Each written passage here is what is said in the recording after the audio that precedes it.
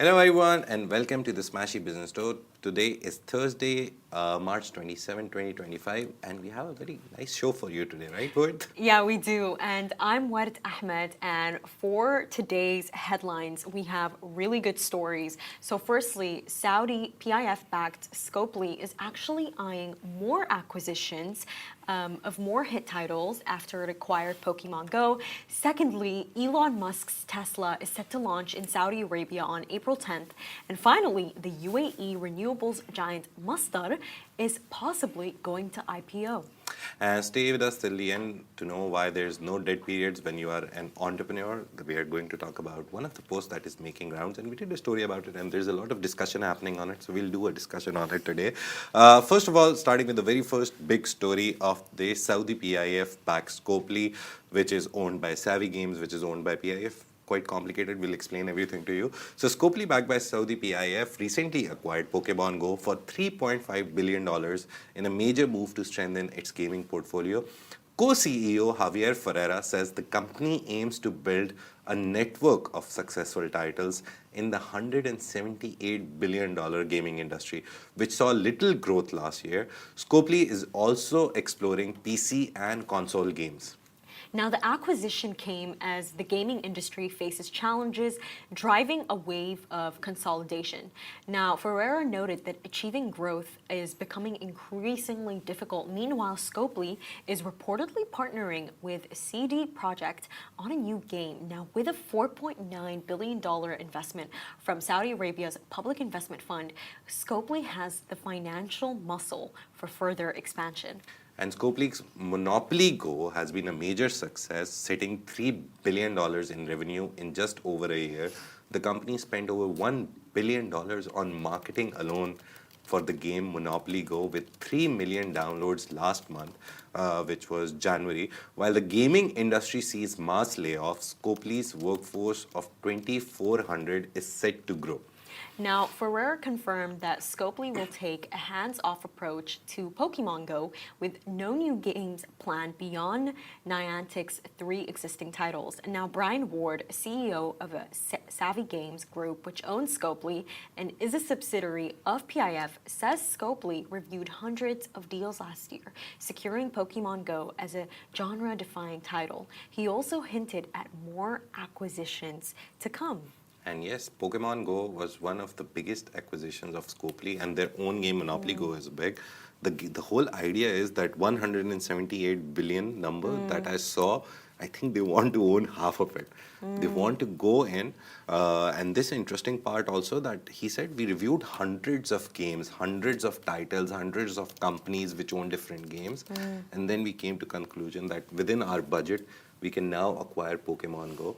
So it will be very interesting to see where they go from here, which is the next big title to call Saudi its home. I remember when Pokemon Go thing happened, everyone nearly had the same headline that Saudi Arabia is the new home of Pokemon Go. But I was like, yeah, it's very interesting. But just to ask a question, Majid, Scopely, we know that it's backed by Saudi Arabia's public investment fund, but where's Scopely actually based? Like, where did it originate from? It's very interesting. I don't know this either, but yeah, good question. But I think Scopely was bought, that I know, for $4.9 billion, and it was bought by Savvy Games Group, which was also bought by PIF. So PIF didn't start a company. They bought Savvy Games Group.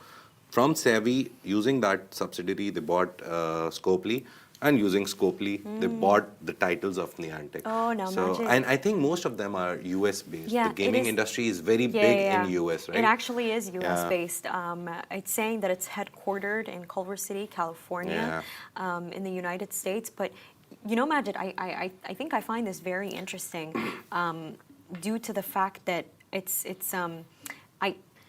I don't know if there's really a name for this, but the fact that Saudi Arabia is using these like international companies as as a way to build their industries without them actually completely running out of their money, it's so smart. No, really, it's actually a very smart strategy because what it actually is it's bringing in a company that's already successful and knows Yeah. how to run itself, which is what we've seen with Yeah. Scopely.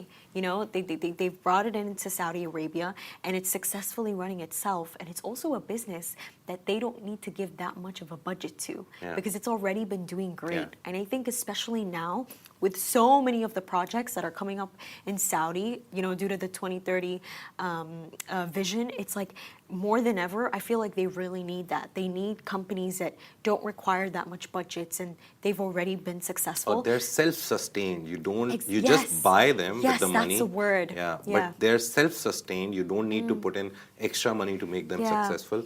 And I At think- least they're breaking even, or if the losses are there even, it's like very minute losses which can be recovered eventually.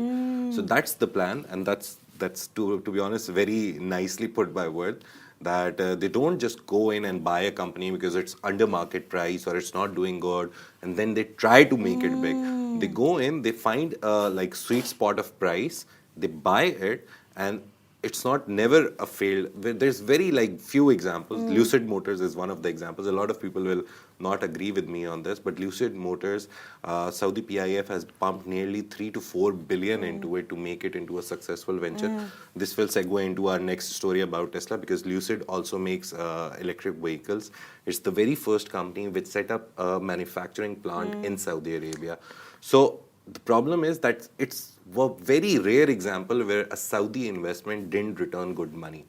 Otherwise, it's always the case that whenever they go in and invest into a company, either it's already doing good, and then them coming in, streamlining And, the processes, making it more efficient, makes more money. And you know, Majid, the reason why I specifically made that observation of how, you know, they're taking companies that are already making profit and buying them, it's because of the fact that I just recently read somewhere, I think it was a Wall Street Journal, that basically, you know, Saudi, it's cutting back its budgets on just like certain industries so it can like prioritize the big events that they have coming up, like Expo and the World Cup. So I think that one. Yeah, Yeah. so I think the fact that, you know, they have companies like Scopely that can self-sustain and that they don't need to give that much of a budget for, I think it's something that is it's really required. But more so than that, I think with all of this, I feel that we really see the real impact of Turkish Sheikh. I really like, you know, he's really changing the entire entertainment industry in Saudi Arabia. I mean, just very recently we saw how I believe it was TKO Holdings, and it owns UFC and WWE, and they basically like launched this like new promotion backed by investment from Saudi Arabia, and it's all basically to lend a hand to boxing there. So it's again, we're seeing it again. They're partnering with companies that are already self-sustained, which is the best thing to do when you need your budget to, you know, you need your budget invested elsewhere. That story was by AGBI. It was their exclusive. They talked to a lot of sources, but the main idea was they're cutting budgets, and we talked about it a bit also. The main idea behind budget cutting wasn't that PIF doesn't have the money to run those companies. It's like they're looking for private investment now. They don't want to put their money into everything. They want to take private people's money, like wealthy individuals, and use that money into building all the NEOM, all the PIF projects. So yeah, that's happening. Saudi Arabia is doing something. We keep deducing, we keep commenting, we keep analyzing. The world keeps analyzing.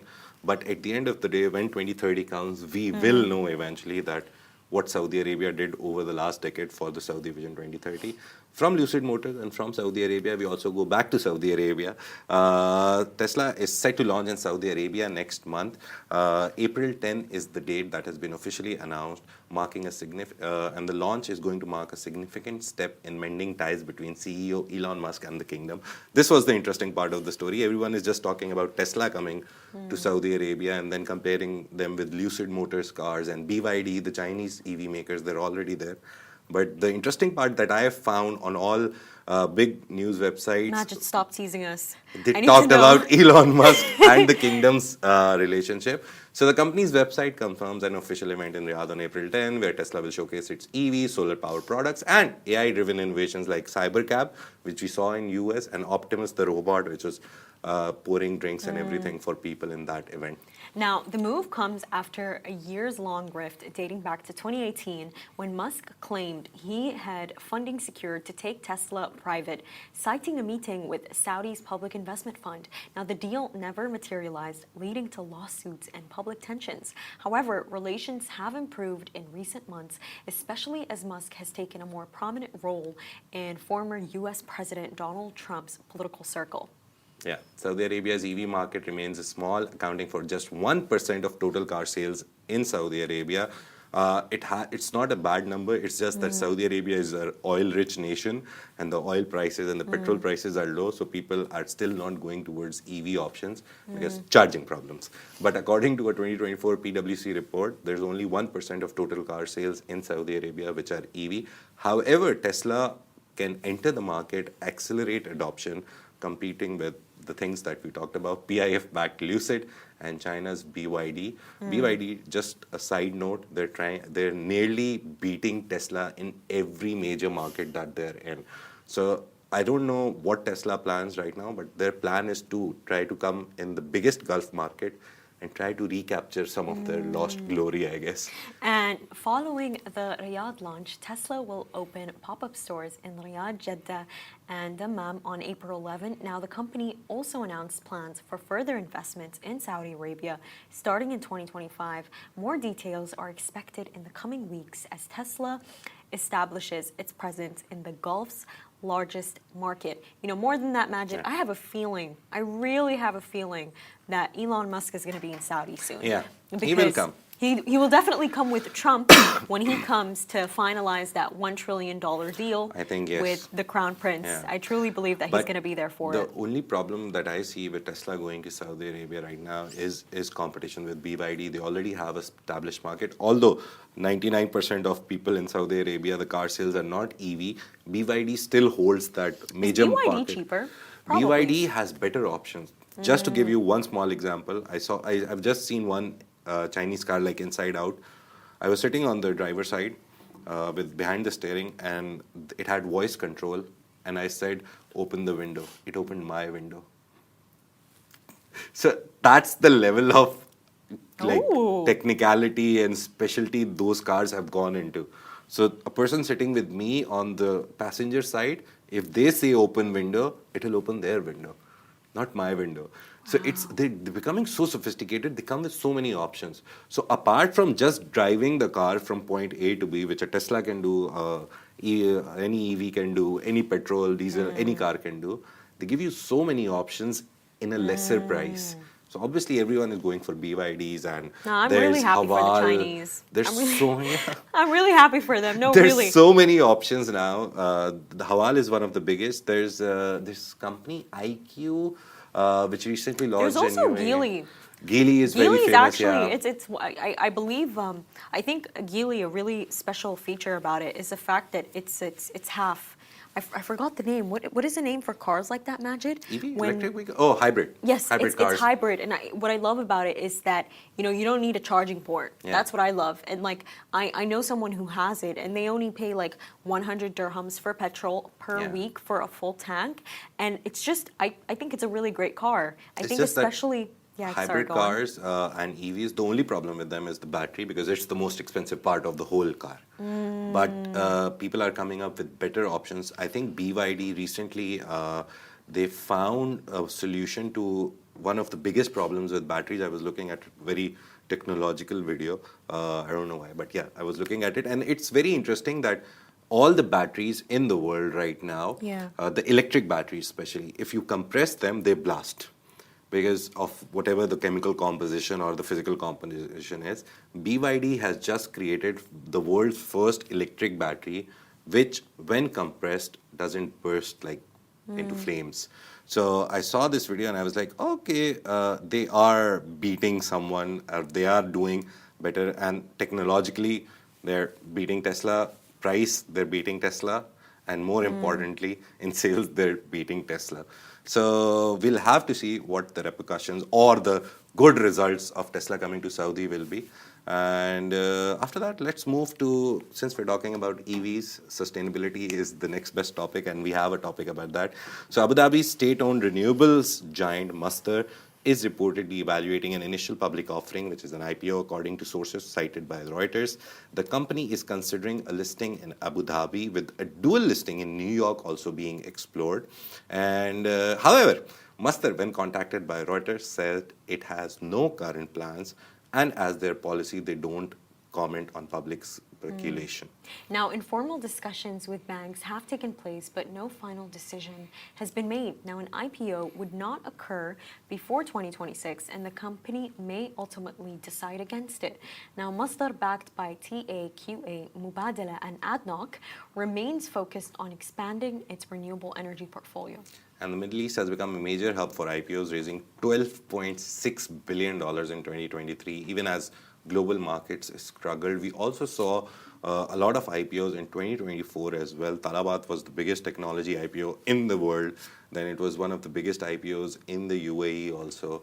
We saw Lulu go for IPO. We saw Spinneys also go for an IPO. So yeah, IPOs are the new cool thing in the Gulf region. But rising debt costs have driven Gulf investors, including Masdar, to acquire stakes in European renewable assets, and the company is targeting 100 gigawatts of capacity by 2030. Now, despite speculation, Masdar continues its aggressive expansion strategy, recently acquiring assets in Spain and Greece. Now, if the IPO proceeds, it would follow a regional trend of major Gulf energy firms going public to fund future growth. More details are expected in the coming years. And one of the most early memory of Masdar for me is Masdar City, which is a very nice place. It's beautiful. Yeah, but I think it's very empty. There's only companies which are operating there. I didn't see a lot of, this was like 1.5, 2 years ago, but I didn't see a lot of people living there. It was usually people who were working in those companies or in those offices.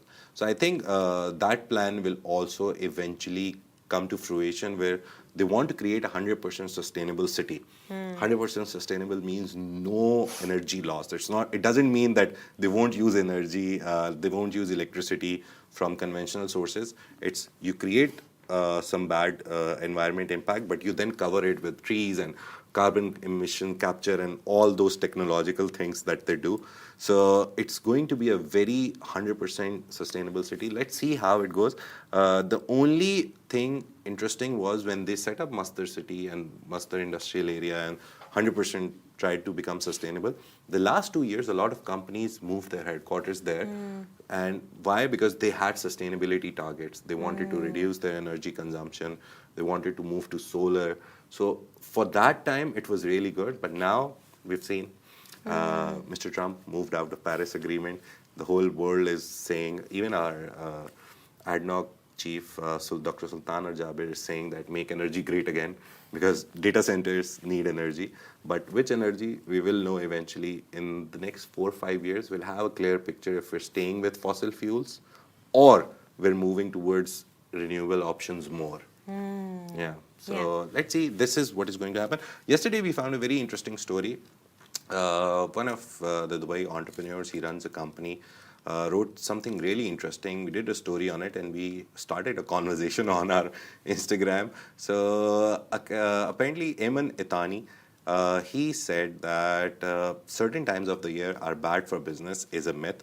He recently revealed that Ramadan, often seen as a slow period, has actually been his most productive time of the quarter, with decision makers more available and strategic conversations thriving. Now, Itani's experience has led him to question other so-called slow periods, such as the December holidays and summer months.